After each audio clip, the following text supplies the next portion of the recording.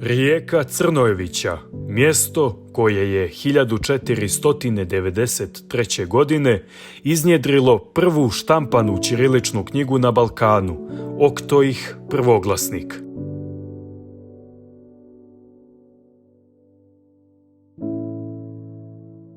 Sjedište prve južnoslovenske štamparije Obod, koju je osnovao gospodar i crnogorski vladar Đurađ Crnojević.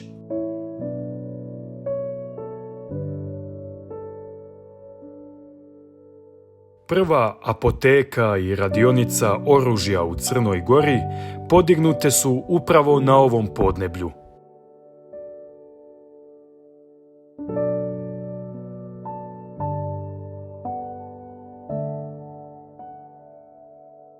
Tokom 19. i početkom 20. vijeka najveća crnogorska luka i trgovački centar nalazili su se ovdje.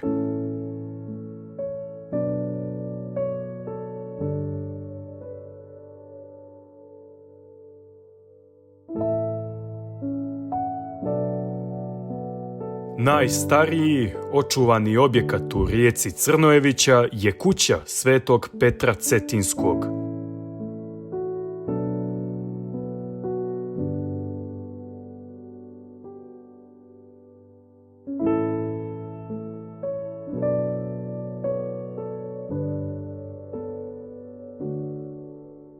Posebnu pažnju privlači kameni Danilov most, koji je 1853. godine podigao knjaz Danilo u čast svog oca Stanka Petrovića.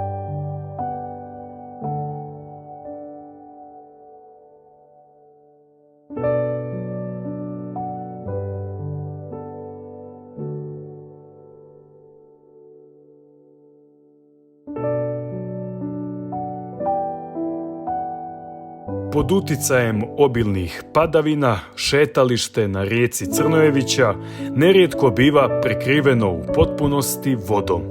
Međutim, nepredvidive vremenske prilike najviše odgovaraju domaćim pticama koje uživaju u pejzažu ornitološkog carstva.